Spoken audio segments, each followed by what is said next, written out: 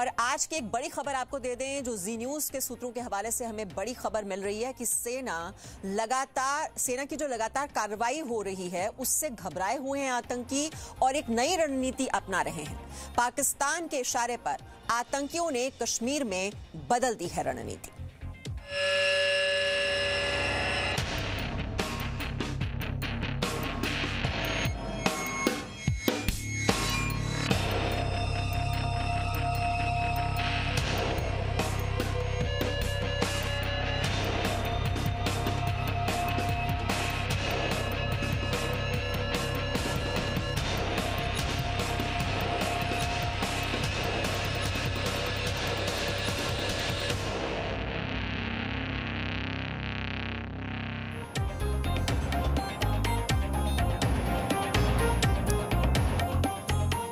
सेना की लगातार कार्रवाई से घबराए हुए हैं आतंकी और अब वो नई रणनीति अपना रहे हैं। पाकिस्तान के इशारे पर आतंकियों ने कश्मीर में बदल दी है अपनी रणनीति। पाकिस्तान के इशारे पर ये रणनीति बदली गई है आतंकियों की ओर से। उत्तरी कश्मीर और जम्मू में भी अपना ठिकाना बनाने में जुटे हुए हैं आतंकी। तो उत्तरी कश्मीर और जम्मू, जहां पर अभी तक आतंकवादी जो घटनाएं होती थी वो काफी कम होती थी, अब वहां पर अपना बेस बनाने में जुटे हुए हैं आतंकी संगठन। ये इस वक्त की बड़ी खबर।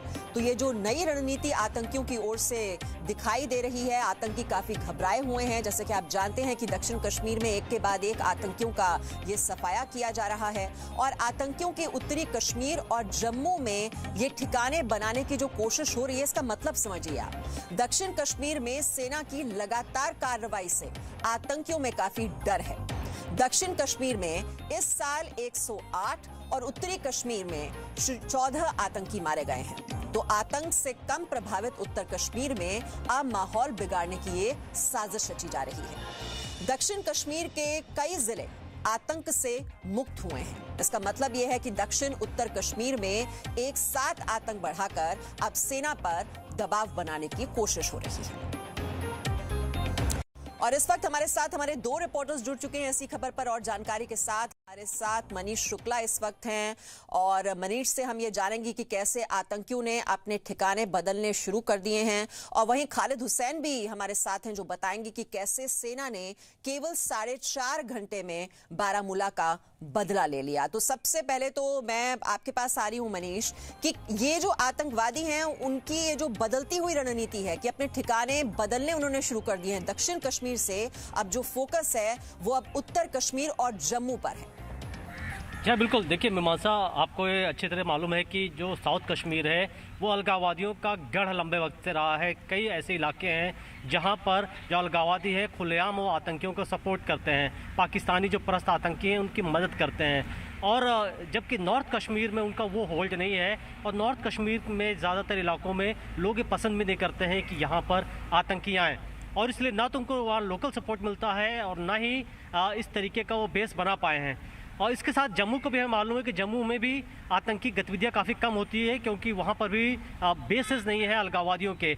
और यही वजह से चूँकि जो आर्मी है, जो पैरामिलिट्री फोर्स है, जम्मू कश्मीर पुलिस है, वो लगातार साउथ कश्मीर में आतंकियों की घेराबंदी कर रही है। चाहे पुलवामा हो, अनंतनाग हो या शोपिया के इलाके हों, उनमें आतंकियों को मारा जा रहा है। आतंकियों में बौखलाहट है और पाकिस्तान से लगातार इंस्ट्रक्शन दिए जा रहे हैं कि जो बेसेस हैं उसको बड़ा किया जाए, कोशिश किया जाए कि नॉर्थ कश्मीर में भर्तियां की जाएं आतंकी गुटों में और वहां पर भी हमले किए जाए ताकि जो सिक्योरिटी फोर्सेस का कंसंट्रेशन है एक ही जगह पे साउथ कश्मीर में, वो उनको डिस्टर्ब किया जा सके। जो उनकी ग्रिड है उसमें एक कहीं ना कहीं ग्रिड को चेंज करने का दबाव बनाया जा सके इंडियन आर्मी के ऊपर।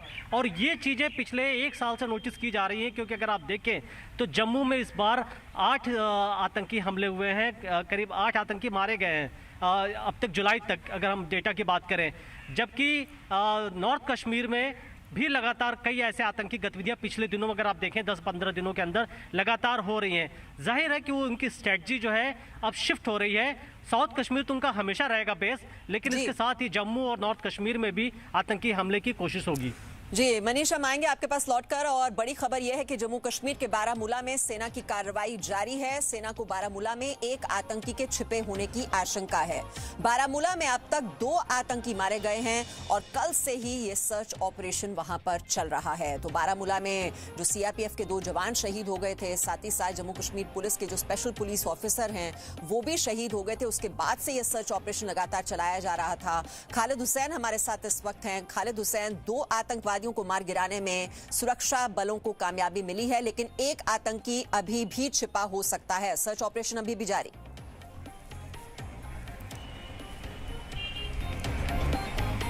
बिल्कुल मीमांसा, आप देखिए इस इलाके में अभी भी जो कॉर्डन सर्च ऑपरेशन है आज सुबह पहली लाइट के साथ ही फिर शुरू कर दिया गया। हालांकि कॉर्डन जो है रात पर रहा, क्योंकि कल देर रात जब अंधेरा हो गया तो उसको होल्ड पे रखा गया था, क्योंकि इनको शक है सुरक्षा बलों को कि एक मिलिटेंट जो है अभी भी इस कॉर्डन में फंसा हुआ है, जो पाकिस्तानी मूल्य का है, जिसका नाम उस्मान बताया जा रहा है, और उसकी तलाश जो है अभी भी जारी है। लेकिन कल जिस तरह से पहले मिलिटेंट्स ने हमला किया था, उसका रिटेलिएशन जिस तरह से सीआरपीएफ ने क्विक एक्शन में किया, उसके नतीजे में 2 मिलिटेंट्स जो हैं वो मार गिराए गए। और तुरंत कार्रवाई की वजह से ही जो है हमले के तुरंत बाद एनकाउंटर हुआ और उसमें 2 मिलिटेंट मार गिराए गए, जिनमें एक बड़ी सफलता पुलिस ने हमें बताया कि उन्हें मिली है सज्जाद मीर अलियास हैदर, जो काफ़ी सालों से सक्रिय था। लगभग 2016-17 से वो एक्टिव था नॉर्थ कश्मीर में, और एलईटी का नंबर 1 मिलिटेंट अगर कहें तो गलत नहीं होगा, जैसा कि डीजीपी ने बताया। और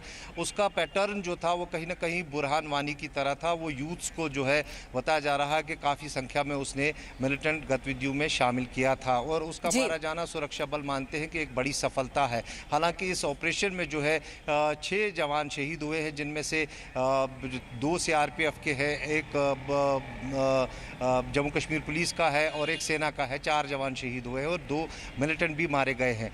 कहीं ना कहीं नॉर्थ कश्मीर की अगर हम बात करें तो अभी भी अगर आंकड़ों की बात करें तो फॉरेन मिलिटेंट्स जो है उनकी काफ़ी तादाद है इस इलाके में। करीबन 42 के करीब फॉरेन मिलिटेंट्स अब भी नॉर्थ कश्मीर, कुपवारा, बांडीपोरा, बारामुल्ला, सोपोर इन इलाकों में हैं। और यही वजह है कि ये जो खालिद आप दे रहे हैं जानकारी कि ये जो नॉर्थ कश्मीर में ये जो विदेशी आतंकवादी हैं वो भी पाकिस्तान की ओर से भेजे जा रहे हैं। हालांकि जो लोकल रिक्रूटमेंट है वो बताया जा रहा है कि काफी उसमें कमी देखने को मिल रही है। हमारे साथ रक्षा विशेषज्ञ रिटायर्ड कर्नल तेज टिक्कू और रिटायर्ड कर्नल दानवीर सिंह इस वक्त जुड़ गए हैं। कर्नल तेज टिक्कू, आपके पास आते हुए पहले ये जो आतंकियों की बदली हुई रणनीति हम देख रहे हैं कि पहले जो बेस है वो दक्षिण कश्मीर में तलाशा जाता था, लेकिन एक के बाद एक आतंकियों का जो सफाया जिस रफ्तार के साथ हो रहा है, अब उत्तर कश्मीर में पनाह लेने की कोशिश आतंकियों की ओर से। एक्चुअली ये जो असली रणनीति में बदलाव आ रहा है वो बेस शिफ्ट करने का नहीं है, लेकिन रणनीति जो बदली है वो है सिक्योरिटी फोर्सेस, खासकर सीआरपीएफ के कैंप के ऊपर हमला करना।